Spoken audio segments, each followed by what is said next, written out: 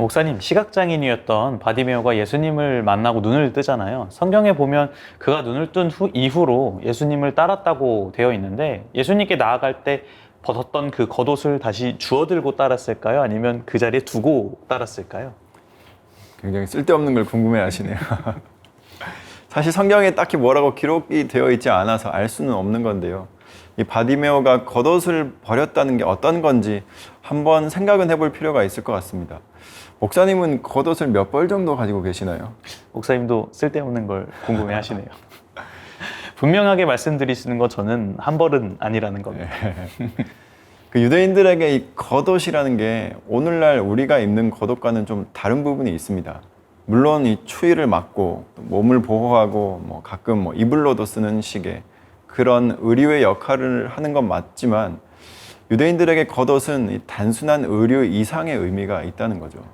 성경에 보면 겉옷에 대한 얘기가 여기저기 조금씩 나오는 것 같습니다. 예를 들면 겉옷을 저당 잡았을 경우에는 해 떨어지기 전에 다시 돌려주라던가 하는 말씀도 있고, 예수님께서는 종말의 징조가 있을 때 겉옷을 가지고 집에 들어가지 말라고 말씀하시기도 했었죠. 네, 그리고 세족식 하실 때 예수님도 이 겉옷을 벗으셨다는 거, 또 이 속옷을 빼앗고자 하는 사람에게 겉옷까지 내어주라는 말씀도 하셨고요. 또 겉옷을 팔아서 검을 사라는 말씀, 그런 말씀도 있죠. 그리고 극도의 분노나 슬픔을 표현할 때도 유대인들은 겉옷을 찢는다, 이런 표현을 합니다. 그렇네요. 유대 사회에서 겉옷이 가지고는 특별한 의미가 있어서 이렇게 자주 성경에 쓰고 있는 거 아닌가 싶습니다. 유대인의 겉옷에 대해 저희가 어떻게 좀 이해하면 좋을까요? 유대인들의 이 겉옷에는 율법을 상징하는 무늬가 수놓아져 있습니다. 그리고 옷 이 끝에 그 단에는 찌지트라고 해서 술이라는 게 달려 있습니다. 이게 다 하나님의 그 율법을 상징하는 거거든요. 그래서 유대인들은 쉐마를 낭독할 때 항상 이 겉옷을 입고 쉐마를 낭독했습니다. 기도를 하거나 쉐마를 낭독하는데 겉옷을 벗는다는 건 생각할 수도 없는 일이었습니다. 그러니까 한마디로 이 겉옷을 입는다는 건 이 율법을 입고 있다는 것이죠.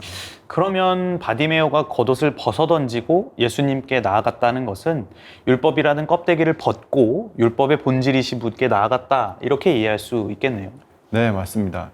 단순히 이 거동에 불편한 옷을 벗어던진 게 아니라는 거죠. 그러니까 내가 유대인이다, 내가 거지일지언정 하나님으로부터 선택받은 사람이다, 이런 걸 나타내는 게 겉옷입니다. 절대 포기할 수 없는 그런 종교적인 신념, 또 민족적 정체성, 그런 게 이 겉옷에 고스란히 담겨 있다고 볼 수 있습니다. 그래서 아무리 거지라도 겉옷은 있었다는 거죠. 유대인으로서 이 마지막 남은 자존심 같은 것이라고나 할까요? 바디메오는 그걸 벗어 던진 겁니다. 그러면 의사의 의사가운, 판사의 법복, 군인의 군복과 같은 의미를 가지겠네요. 저희들이 옷 벗었다, 이런 표현을 자주 쓰는 것처럼 바디메오도 그런 의미에서 옷을 벗었다, 이렇게 이해할 수 있겠습니다. 네, 맞습니다. 예수님께서는 율법주의를 벗고 종교성을 벗어던지고 예수님 당신께로 달려나온 바디메오에게 그리스도로 옷을 입혀주셨을 거라고 믿습니다. 그렇게 보면 저희들도 마찬가지인 것 같습니다. 벗어야 할 겉옷이 각자에게 다 있을 것 같습니다. 맞습니다. 바디메오처럼 한 벌만 있으면 다행일 텐데 저희들은 옷을 얼마나 많이 껴입고 사는지 모릅니다. 그래서 사도 바울은 서신서에서 이런 말씀을 하고 있습니다. 너희는 유혹의 욕심을 따라 썩어져가는 구습을 따르는 옛사람을 벗어버리고 오직 너희의 심령이 새롭게 되어 하나님을 따라 의와 진리의 거룩함으로 지으심을 받은 새 사람을 입으라.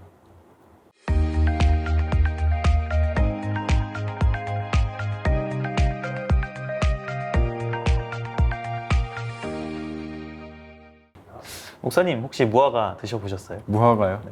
사실 어릴 때는 그렇게 많이 먹어본 적이 없었던 것 같은데 나중에는 무화과가 많이 나오더라고요.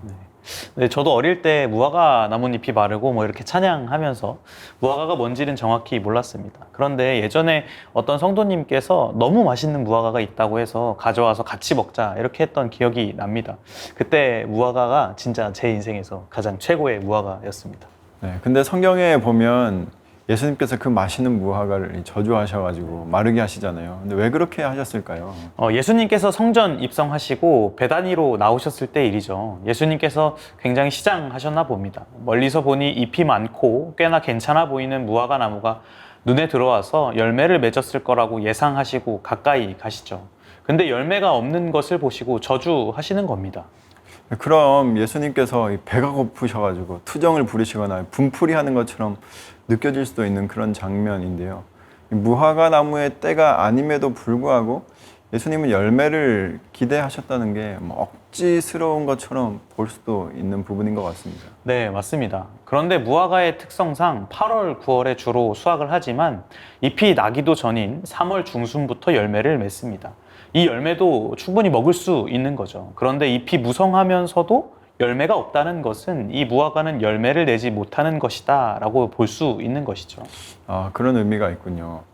그 예수님의 행동에는 모두 그런 의미가 있을 텐데 그러면 무화과를 저주하셨다는 건 어떤 의미를 담고 있을까요? 결론부터 얘기하자면 겉만 번지르르 하고 열매를 맺지 못하는 신앙에 대한 비판이다 이렇게 얘기할 수 있습니다. 먼저 무화과 나무를 저주하시고 성전에 들어가셔서 성전을 깨끗하게 하시죠. 그러고 나오셔서 무화과 나무가 말라 있는 것을 보게 됩니다. 이 어떤 성경의 구조로 무화과 나무가 성전과 연관이 있다는 것을 내포하고 있습니다.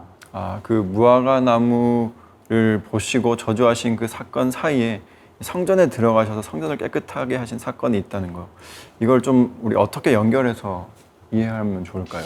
상인들은 하나님께 바치는 제물을 팔던 사람들이었습니다. 이 사람들은 대제사장의 허락 없이는 장사를 하지 못했을 거라고 예상됩니다. 대제사장과 긴밀히 연결되어 있다는 것이죠. 그렇다면 대제사장은 경제적 이익을 위해서 성전을 장사하는 곳으로 만들고 강도의 소굴로 만든 장본인이 되는 것입니다.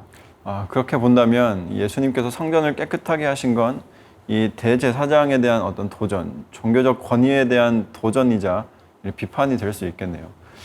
이것과 함께 생각해 봤을 때 무화과 나무가 잎은 무성하나 그 안에 열매가 없는 모습, 이것은 종교 행위는 있으나 정작 그 속에 지극히 어떤 세속적인 모습으로 그렇게 비유적으로 이해할 수도 있을 것 같습니다.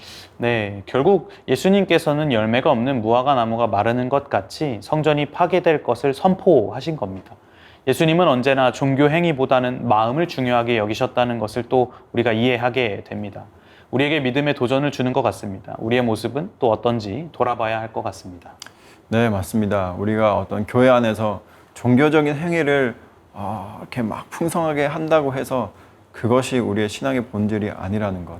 반드시 우리의 삶에는 하나님께서 원하시는 그런 성령의 열매가 아주 튼실히 맺혀야 한다는 것을 저희들이 기억할 수 있게 되기를 바랍니다.